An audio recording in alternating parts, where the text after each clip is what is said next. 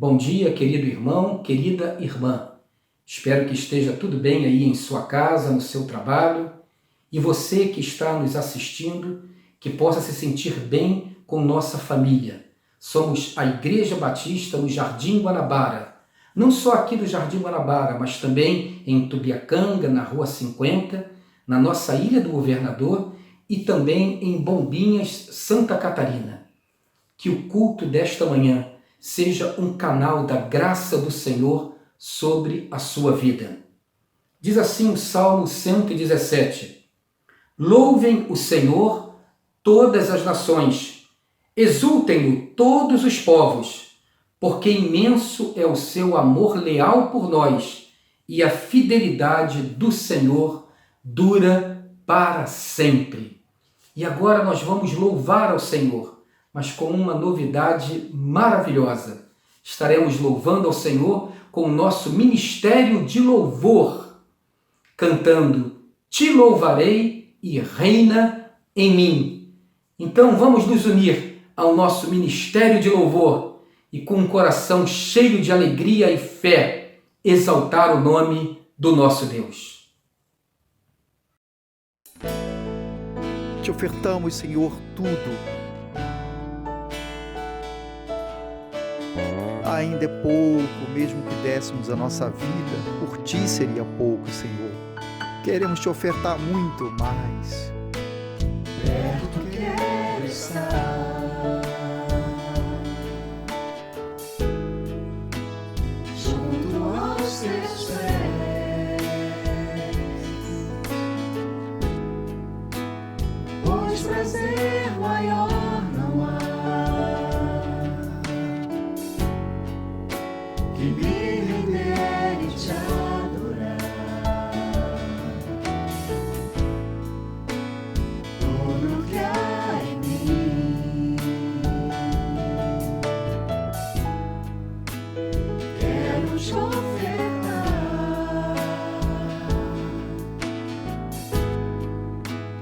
mas ainda é pouco eu sei.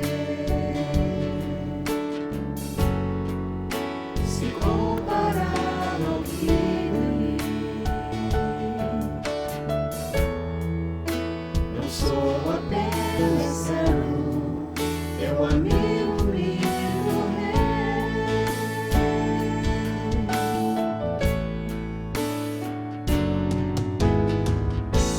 Te louvarei,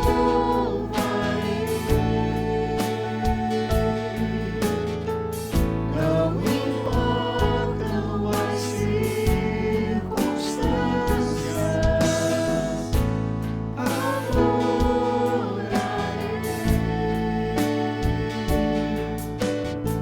somente a Ti, Jesus. Te louvarei, não importam as circunstâncias,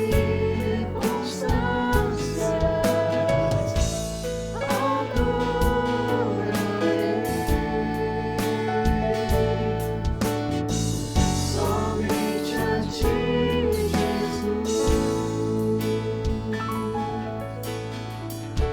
Obrigado, Senhor. Obrigado. Te adoramos, Senhor, adoramos o Teu nome, ó Pai. Perto quero estar,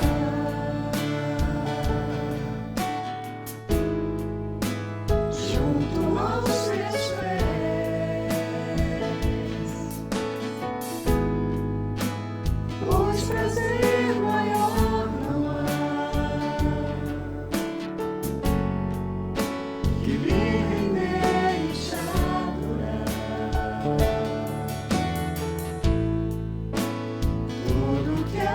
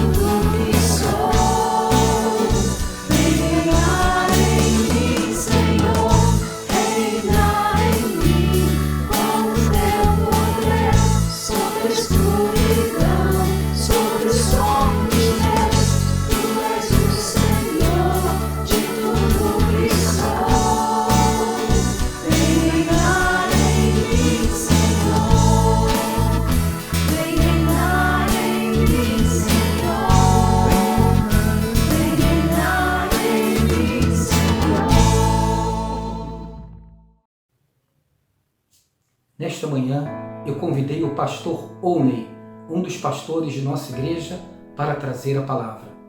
Feche os seus olhos. Pai querido, nos abençoa agora quando a sua palavra será lida e pregada. Que não haja nenhuma resistência, muito pelo contrário, o desejo de acolher a tua palavra, de receber aquilo que vem do Senhor para as nossas vidas. Nos abençoa, Pai, assim como também o teu Filho. Em nome de Jesus. Amém.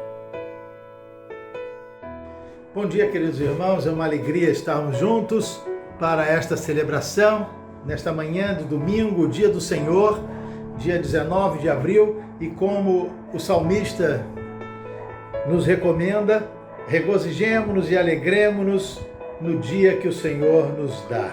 Esta é a manhã do dia do Senhor. Vamos nos alegrar um pouquinho nesta celebração. Mesmo você estando na sua casa e eu na minha, vamos procurar termos a nossa mente ligada, unida através da mediação do Espírito Santo de Deus. Eu quero convidar a sua atenção para a leitura do texto bíblico desta manhã, onde nós vamos extrair algumas lições que serão pertinentes para todos nós. Então, abra a sua palavra, a palavra de Deus, a sua Bíblia, no texto de Gênesis capítulo 41. Vamos fazer a leitura daquele texto conhecido da ordenação ao governo do Egito de José. Então nós vamos ler capítulo 41 a partir do verso 33. Vamos fazer essa leitura. Procure agora o faraó, um homem criterioso e sábio, e coloque-o no comando da terra do Egito. O faraó também deve estabelecer supervisores para recolher 1/5 da colheita do Egito durante os 7 anos de fartura. Eles deverão recolher o que puderem nos anos bons que virão e fazer estoques de trigo que, sob o controle de Faraó, serão armazenados nas cidades. Esse estoque servirá de reserva para os 7 anos de fome que virão sobre o Egito, para que a terra não seja arrasada pela fome. O plano pareceu bom ao faraó e a todos os seus conselheiros. Por isso o faraó lhes perguntou: será que vamos achar alguém como esse homem, em quem está o Espírito Divino? Disse, pois, o faraó a José: uma vez que Deus lhe revelou todas essas coisas, não há ninguém tão criterioso e sábio como você. Você terá o comando do meu palácio e todo o meu povo se sujeitará às suas ordens. Somente em relação ao trono serei maior que você. Queridos, Faraó havia tido um sonho do qual ele não se lembrava e queria alguém que trouxesse à sua memória o sonho que havia sonhado e a interpretação do mesmo. Então ninguém pôde, obviamente. Então alguém se lembrou de um tempo de permanência no presídio, quando preso, de um rapaz que lá havia, que interpretava sonhos. E esse rapaz, José do Egito, portanto, foi trazido à presença do faraó. Produziram José todo, deram um banho especial, colocaram roupas adequadas e ele se apresentou diante do faraó. E deu a interpretação do sonho juntamente com o sonho que foi revelado. Meus queridos irmãos, aquele sonho não era só um sonho, já era parte de um projeto maior de Deus para colocar José onde ele deveria estar. Então, mas isso é assunto para uma outra ocasião. Então, queridos, pense comigo. Faraó estava perturbado por não saber qual era o motivo da sua perturbação e quais as implicações daquelas perturbações que ele teve enquanto dormia. O sonho foi o seguinte: 7 vacas gordas, bonitas, foram devoradas por 7 vacas magras que saíram do rio. 7 espigas bonitas, cheias, foram engolidas por 7 espigas mirradas, magras, que brotaram do mesmo ramo. Este foi o sonho. E a interpretação dada por José foi a seguinte: tanto as vacas gordas como as espigas cheias são 7 anos de fartura. E as vacas magras, as 7 vacas magras e as 7 espigas mirradas, queimadas, são 7 anos de profunda escassez. Então, Faraó, além de dar o sonho, dar a interpretação, ele foi muito além das perspectivas de Faraó. Ele entregou um projeto alinhavado na mão de Faraó. Então você deve se preparar durante os anos de abastança para que nos anos de escassez você possa subsistir. Senão o seu reino vai quebrar. E o texto foi claro quando lemos que, ouvindo isso, Faraó e os seus conselheiros chegaram à conclusão de que ninguém seria possível de tocar tal projeto, tamanho empreendimento, se não fosse o próprio José, em quem repousava o Espírito de Deus. Então, queridos irmãos, nós estamos diante de um texto bíblico com inúmeras aplicações, das quais eu destaco apenas 5. E por que destaco 5 aplicações desse texto? Porque eu achei o mais viável para poder dar uma resposta, para poder dar uma palavra de ânimo, de consolo e orientação que eu não tinha. Mas José pode nos ajudar nesse sentido. Não que José as tivesse, não, ele era um homem como outro qualquer, mas o Espírito de Deus o tomou conta e o dotou de capacidades para que ele revelasse os mistérios do sonho de Faraó. Assim como foi com Daniel na Babilônia. Então, as capacidades são Deus que nos fornece. Então, eu julgo que não as tenho, mas a Bíblia tem. O próprio Daniel pode nos ajudar nessa manhã. Então, pense comigo. Uma pessoa me liga essa semana dizendo que não tem mais dinheiro, que a sua poupança acabou e não pode trabalhar, não tem como levar o sustento para casa. E outro diz que se a pandemia impuser uma quarentena mais prolongada, ela não saberá o que fazer, nem como recomeçar no final. Já está anunciando para vender algumas coisas. Conseguiu vender um carro para um conhecido que não tinha nem todo o dinheiro para pagar, porque também está atravessando alguma dificuldade, mas adiantou parte do dinheiro para que ele pudesse sobreviver. Então, as dificuldades são inúmeras e impõem uma certa ansiedade, uma angústia, uma apreensão que são naturais ao ser humano, mas que não ajudam. Quando nós estamos com a cabeça toda tomada, nós não podemos nem cogitar em ter um momento como esse aqui agora, onde nós sempre sugerimos que devemos deixar os problemas do lado de fora da porta da igreja para que possamos, nesses minutos que passarmos juntos, podermos adorar como Deus requer de nós. Isso torna-se inviável, porque nossa natureza humana é assim. Uma senhora me disse uma vez que não conseguiria dormir se não soubesse o que teria para fazer no dia seguinte. A vida é assim. Nós somos assim. Nós gostamos de trabalhar no concreto, no racional, no palpável, naquilo que se pode estimar. Só que nesses momentos de crise pelos quais atravessamos, se eu racionalizar demais, eu me torno um grande incrédulo. Mas por um outro lado, se eu espiritualizar demais, eu também posso me tornar um fanático. E eu posso perceber que muitos estão por aí com um grande espírito de fanatismo. Essa semana, ouvindo um programa, na hora do almoço, da Cidinha, ela disse que o pastor, na Carolina do Sul, que orava para que a sua igreja ficasse imune ao Covid-19, foi sepultado na segunda-feira, vítima da pandemia do Covid-19. Então muitas pessoas estão aparecendo dizendo o que querem, isso é meninice, é infantilidade. Tem muitas pessoas que estão dizendo que as pragas do Egito foram para os egípcios, nós somos a geração eleita.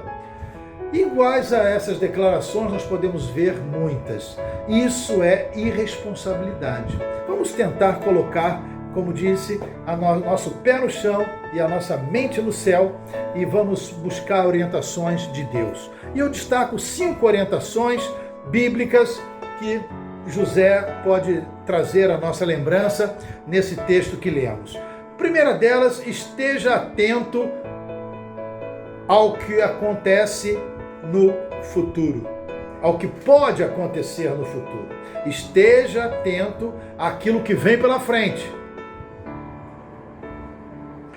Quando eu subestimo, minimizo as ações da crise, eu realmente posso parecer uma pessoa otimista, progressista, uma pessoa em que não se abate, uma pessoa que é positiva, é para cima, quer puxar os outros consigo para cima.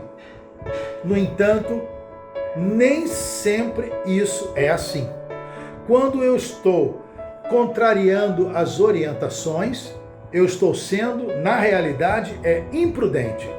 Vocês imaginem se, depois de ouvir todo esse discurso de revelação e de projeto, de solução, Faraó olhasse e dissesse assim: não, isso não é pra gente não, nós somos o Egito, a maior potência do mundo, isso não vai nos abater. A palavra diz que se ele não se precavesse, separando 20%, 1/5 da sua colheita e mais o que pudesse exceder nas cidades, eles iriam quebrar. O Egito iria ruir. Então, devemos estar pronto ao que pode acontecer no futuro. A Bíblia diz que nós devemos olhar para o futuro, olhar para frente. E isso aparece em vários textos bíblicos, com essa ideia mesmo, de que não podemos ficar presos a um passado, a uma história de vida minha e daqueles que me cercam. Devemos olhar para frente e consagrar a nossa vida a Deus e procurarmos sermos melhores a cada dia. Então, planejar é uma solução. Planeje você também. Essa é a segunda orientação bíblica. Planeje estratégias viáveis. Eu não sei que estratégias você pode imaginar. Não sei que soluções poderíamos ter. Mas eu acho que é tempo de você aproveitar o tempo ocioso, o tempo a mais que você dispõe e começar a pensar. Pense em pessoas que podem orar por você, pessoas que podem dar orientações a você. Pense em pessoas que podem socorrê-lo numa hora de crise, numa hora que você precisar pagar uma conta e não tiver. Pessoas que podem te auxiliar numa caminhada mais efetiva e mais direta à solução dos seus problemas. Comece a pensar, não deixe para fazer isso depois. Comece agora. Vá ali alinhavando, pensando no que falar, como falar. Comece a costurar alianças e discursos e conversas com pessoas. Nós não podemos estar com elas, mas podemos conversar com elas. Não se omita, faça isso, planeje estratégias viáveis. Foi exatamente isso que o texto bíblico quer dizer para nós. Reserve no tempo de abastança para que seja gasto, consumido no tempo da escassez. Aproveite o tempo agora que você tem para que depois não venha desespero. Vamos tentar. O que é que eu posso fazer? Ore a Deus, peça a direção de Deus, separe pessoas que você pode conversar, outros que você pode orar, podem orar por vocês, e aqueles que podem socorrer. E quando eu digo socorrer, eu estou dizendo isso, é alimento, é provisão, é mão no bolso, abrir a carteira. Pessoas que você sabe que podem atravessar esse momento e ainda ter algum lastro, alguma condição de socorrer aos que deles precisem. Comece a pensar nesse sentido. Se você é um daqueles que estão enfrentando coisas parecidas com aquelas que chegaram ao meu conhecimento essa semana.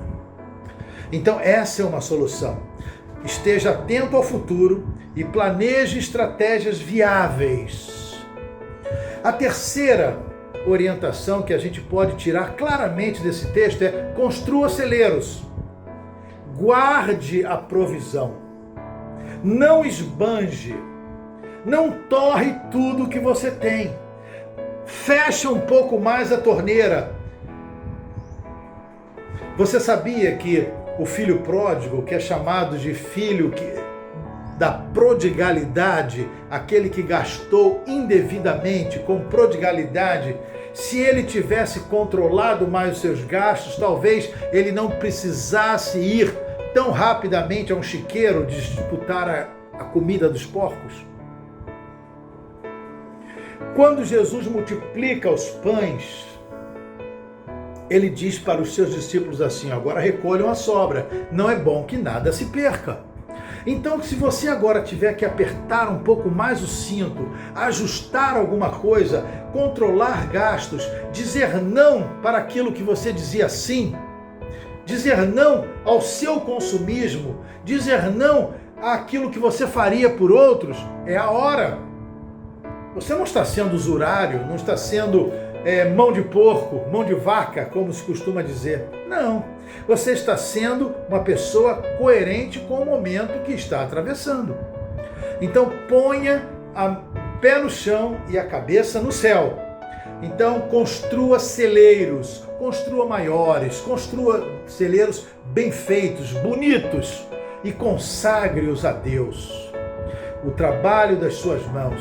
Ore a Deus, faça esse intercâmbio, busque orientação, converse com pessoas, abra o seu coração, compartilhe a sua aflição com outros, construa celeiros. Às vezes só guardar 20% não é a solução. Precisa apertar um pouco mais e guardar um pouco mais. Precisam construir outros celeiros. Relacionamentos novos, pessoas diferentes, pessoas que você talvez precise repensar.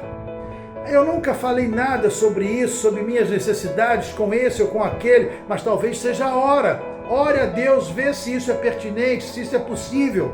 Peça a Ele para preparar o coração daqueles que você vai colocar uma palavra.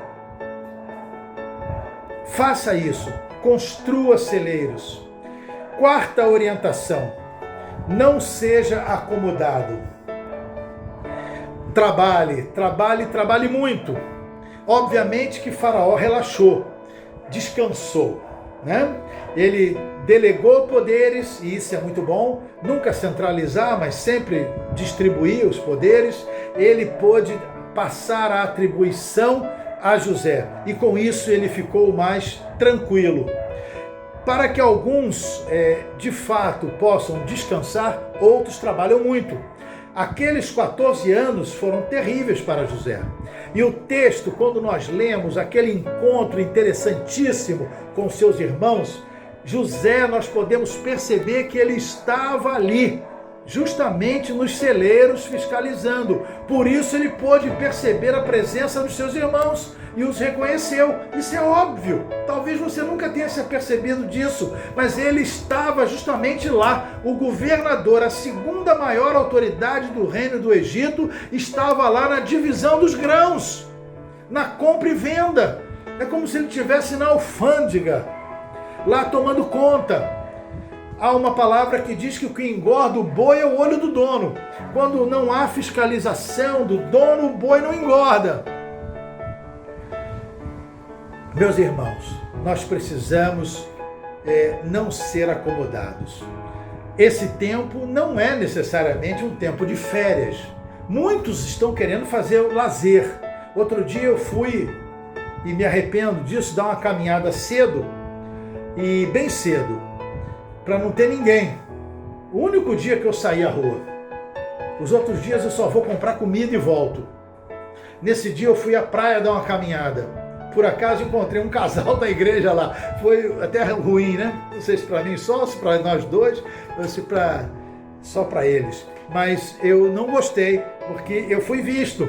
E eu queria permanecer no anonimato, porque eu sabia que estava fazendo uma coisa errada, mas eu não aguentava mais ficar aqui dentro de casa. Outro dia meu filho saiu à noite, foi dar uma caminhada na praia tarde da noite. A Ângela até ficou preocupada, essa hora não deve ter ninguém, mas ele precisava sair também. Não é recomendável, claro que não, mas dentro do que não é recomendável, se você mantiver o mínimo de prudência, não tendo contato, um momento de não ter congestionamento de pessoas, um local que você tenha bastante ventilação, eu acho que dá para manter. Mas não é o melhor a ser feito. O melhor é você ficar na sua casa. E depois dessa vez que eu saí, e ele também, nós não saímos mais. O melhor é, as coisas têm se agravado bastante e nós não podemos abrir a guarda. A palavra é essa. Não podemos deixar que o Covid se prolifere ainda mais. No que depender de mim, eu não vou à rua. Queridos irmãos, não seja acomodado. Outro dia, eu estava vendo uma coletiva do ministro e vi o ministro da Saúde. Me pareceu que ele estava dando umas cochiladas assim, eu cá comigo. Ele deve estar com sono atrasado. Então, não ser acomodado é trabalhar, e trabalhar bastante. Então, José trabalhou muito para que ele pudesse oferecer essa possibilidade de um reino próspero continuar tal como sempre foi. Então, ele trabalhou muito. E, obviamente, abaixo dele haviam muitos outros também que trabalhavam junto com ele, sob a sua supervisão. E ele sob a supervisão maior do faraó, rei soberano do Egito. Então, queridos irmãos, nós não podemos deixar que essa situação venha maquiar uma realidade que não é. Eu não estou de férias, eu tive férias, estou até enjoado, uma saudade da igreja. Quando estava começando a tomar o gosto outra vez, a Covid me botou em casa no estaleiro. Estou fora de combate, como você também. Então, desculpe, nós não podemos entender que vamos ficar aqui só jogando paciência, ou que vamos só ficar lendo, ou que vamos só escrever, ou que vamos só ver televisão. Uns gostam de ver o Netflix, e a Ângela ri a beça que eu digo que já vi tudo do Netflix, não tem nada de novo. Então essa semana saiu algumas coisinhas novas e vamos procurar preencher o tempo. Então eu recomendo que ao invés do Netflix você vá ao YouTube e lá você possa ver documentários históricos, vai vendo sobre o Novo Testamento, sobre Roma, sobre Grécia, vai ver outras coisas que sirvam para preencher o seu tempo. Tem muita coisa boa para a gente fazer, mas não estamos de férias. Pegue o seu telefone, ligue para as pessoas, principalmente para aqueles que você não tem ligado. Então o pastor Jorge tem ligado para uma porção de gente, e ele me dizia semana passada que teve uma hora que ele ligou para 200 e tantas pessoas e passou mensagens para uma enormidade de pessoas e ficou até com o dedo dormente. E que eu deveria fazer o mesmo. E estou fazendo. Não deixo de falar com as pessoas. Hoje mesmo, antes desse momento aqui, dessa gravação, eu já falei com algumas. Então, queridos irmãos, não podemos nos acomodar, não vamos nos iludir.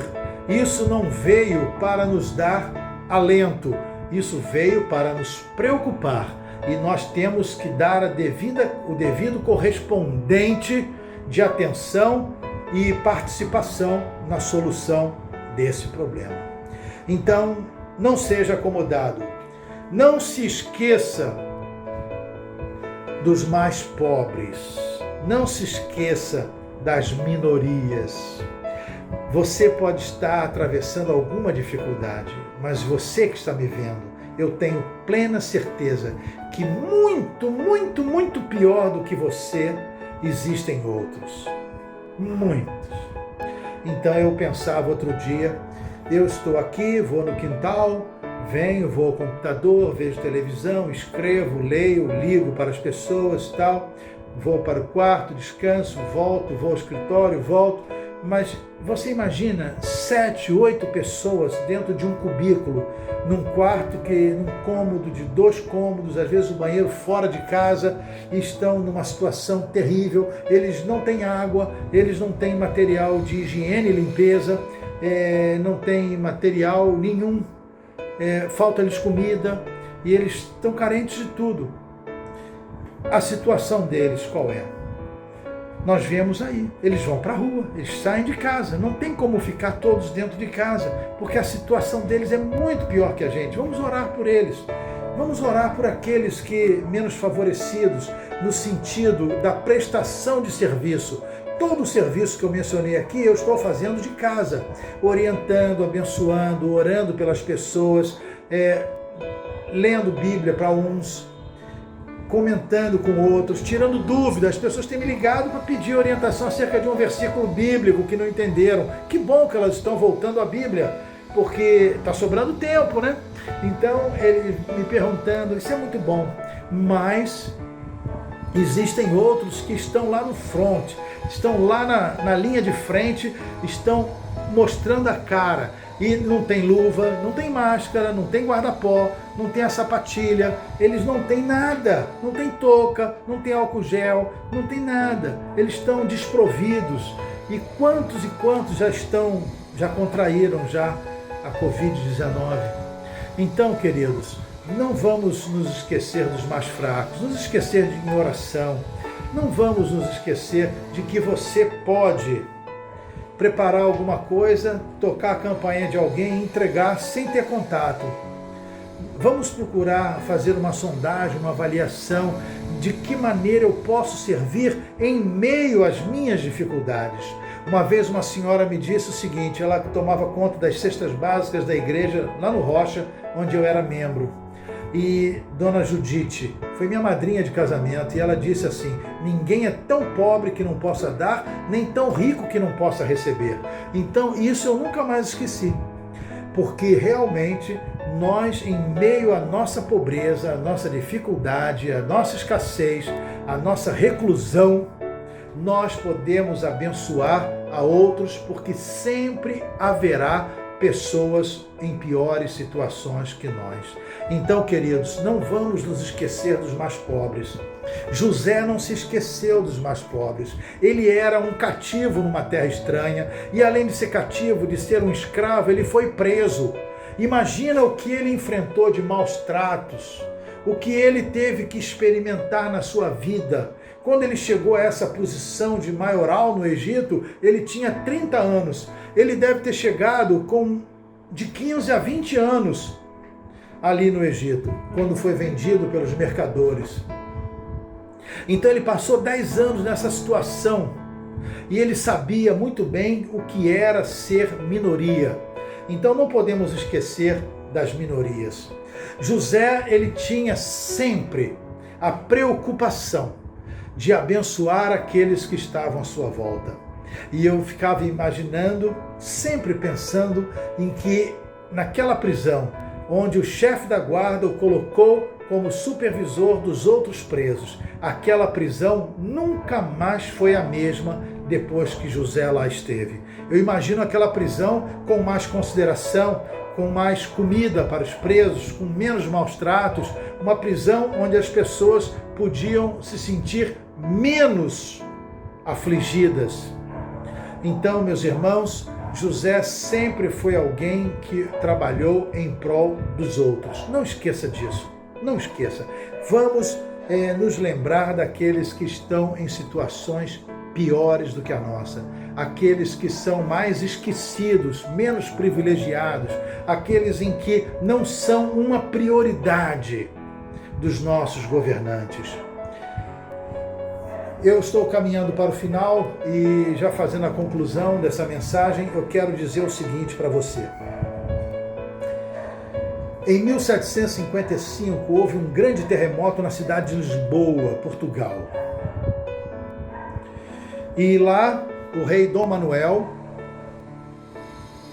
depois que o terremoto passou, e a catástrofe já tinha sido debelada, ele perguntou ao general, seu amigo, Pedro de Alorna, o que nós vamos fazer agora? Pedro Alorna, ele era, além de general, ele era seu conselheiro pessoal. Então, havia uma amizade entre o Dom Manuel e Pedro Alorna. E Pedro Alorna disse para ele algo de profunda relevância para os momentos que estamos vivendo agora. Sepulte os mortos, cuide dos vivos e feche os portos. Quando nós paramos para pensar nessa declaração, nós vamos ver o quão profundo de fato ela é. Enterrar os mortos. Os mortos representam o passado. A vida vem sobre nós como um rolo compressor a nos esmagar e nós precisamos responder coerente e de forma positiva às suas investidas. Não é nenhuma crueldade essa expressão enterre os mortos. Você vai chorar, você vai ter saudade, você vai sentir a falta, o vazio no seu peito. Mas os mortos representam o passado. Alguém já disse que quem vive de passado é museu. Não podemos viver a nossa vida olhando o retrovisor. Nós temos que olhar para frente. E à nossa frente está uma vida toda a ser vivida. Pessoas que dependem de nós, pessoas que precisam que nós estejamos vivos para que elas também sobrevivam. Então, enterre os mortos, sepulte os mortos. Cuide dos vivos. Cuidar do vivo é trabalhar o presente. E eu fico pensando que no momento em que a pandemia nos deixar, e que o mundo começar a respirar outros ares, novos ares, nós vamos chorar por aqueles que sepultamos, mas vamos ter que cuidar dos vivos. Então essa palavra dada ao Dom Manuel por Pedro Alorna foi de fundamental relevância. Enterre os mortos, cuide dos vivos. Os vivos representam o presente. Eu vou querer saber, e você também, vamos perceber isso, se nós vamos de fato nos preocupar com os que estão vivos, se vamos aproveitar o refrigério, a exemplo do que fez José no tempo de abundância, se precaver para o tempo de escassez, aumentando e aparelhando hospitais, trazendo saneamento básico e condições melhores de vida. Aquelas chamadas obras que realmente não dão voto a ninguém porque são as escondidas, estão debaixo da terra. Eu vou querer perceber se eles estarão fazendo o dever de casa, cuidando dos vivos. Dizer que a vida é importante é muito fácil, mas mostrar que ela realmente é importante, que eu me preocupo com as outras pessoas, é completamente diferente.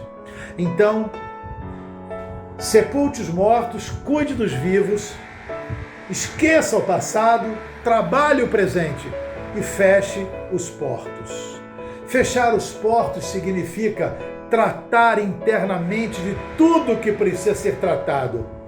Não receba mais nenhuma outra Covid-19. Não deixe que o vírus nos pegue outra vez. Vamos melhorar a nossa percepção de mundo, a nossa concepção de participação em meio às pandemias. Por exemplo, vamos nos precaver fechando os portos e pensando naquilo que há falta aqui dentro.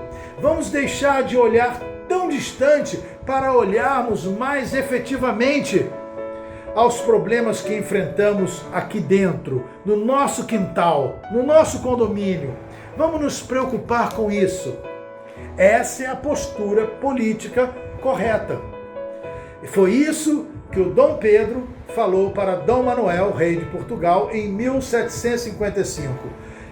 Enterre os mortos, cuide dos vivos e feche os portos. Vamos resolver os nossos problemas internos com sabedoria, com aquela chamada cabeça no céu e pé no chão. Queridos irmãos, quero fazer uma aplicação só para que nós concluamos e eu sei que você está participando ativamente dessa nossa mensagem. Então eu quero dizer o seguinte: quando José se encontrou com seus irmãos, e seus irmãos pensavam que ele iria se vingar de todo o mal que eles lhe proporcionaram, ele disse assim: não se preocupem, foi para a preservação da vida que Deus me enviou aqui. Então José se constitui na figura do Messias.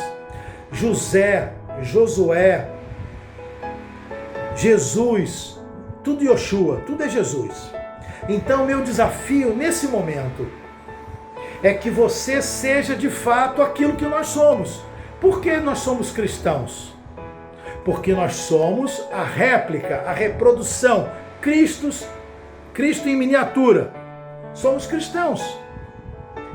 Então, Cristo, Messias, nós somos Messias. A exemplo do que foi José, sempre preocupado com as outras pessoas, com as minorias, com o bem-estar e o desenvolvimento da organização da sua prisão. Ele sempre se preocupou em ajudar. Ele, como escravo, podia se omitir, podia negar-se, podia fazer política, mas não fez. Ele desejou o bem-estar do Egito, porque quando o Egito sobrevive, ele também sobreviveria. Esse é o ideal cristão. Somos desafiados a sermos Messias. Queridos irmãos, e por um outro lado, em último lugar, a posição de Faraó. Não subestime a gravidade dos problemas. Faraó fez a lição de casa. Se perturbou, deu a relevância necessária e partiu para arregaçar as mangas, colocando as pessoas certas nos lugares certos. E quando ele diz: você vai mandar em tudo, você será a segunda carruagem, você será o segundo no reino, só não vai ser maior do que eu no meu trono. Ele está dizendo que até ele acataria as orientações dadas por José. Então que Deus nos abençoe. E você que talvez esteja apreensivo demais, eu sugiro que você volte à Bíblia. Ligue para nós, conversemos e vamos tirar as dificuldades, as dúvidas. E eu sugiro que você faça isso a exemplo do que José fez. Vamos servir a Deus como uma prioridade da nossa vida. Que Deus nos abençoe. Amém. Como é bom quando a gente recebe a palavra do Senhor, quando ela vem e gera essa vida e essa renovação de fé e esperança. Agora eu tenho uma palavra especial para você do fundo do meu coração de pastor. Essas 2 próximas semanas serão cruciais na luta contra o coronavírus. É muito importante que essa hora seja hora de oração e de vigia. Hora de orar e hora de vigiar. Hora de orar pela sua vida, pela sua família, por essa gente bonita que tem se sacrificado nos hospitais e nas clínicas, atendendo os enfermos, por essa gente brava que tem colhido lixo, fabricado pão, atendendo nos mercados, nas farmácias, consertado a cidade, fazendo a nossa segurança.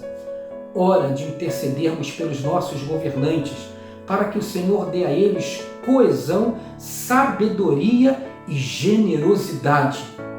Hora de orar, mas também é hora de vigiar. Se você tem que sair de casa para trabalhar, para alguma coisa imprescindível, cuide-se bem, lave sempre as suas mãos com sabão, use máscara, procure manter um certo distanciamento, cuide da sua vida e cuide dos seus.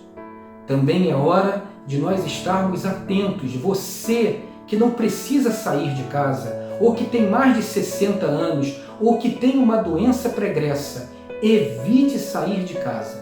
Serão 2 semanas de atenção, 2 semanas de luta que nós temos que estar atentos, vigiando e orando. E que Deus nos abençoe. Certamente temos que enfrentar isso com coragem, mas com sabedoria, com o espírito quebrantado, com humildade, com a seriedade e o cuidado que o momento exige. Ora sim de zelar por nós, pelas nossas famílias e pelo próximo. Que o Senhor te abençoe durante essas 2 semanas. Que o Senhor fortaleça os seus ossos. Que o Senhor os alimente nos desertos da vida e faça de vocês um lindo jardim onde as águas nunca hão de faltar. Que o amor de Deus, o nosso Pai, que a graça redentora do Senhor Jesus Cristo e as consolações do Espírito Santo estejam sobre a sua vida, estejam sobre a sua família, estejam nos hospitais, estejam em nossa cidade do Brasil e no mundo. Que o Senhor nos abençoe e nos guarde. Em nome de Jesus. Amém. Logo mais, às 19h30, mais uma vez a nossa igreja unida, adorando e recebendo uma palavra de vida. Que Deus te abençoe. Um beijo no coração.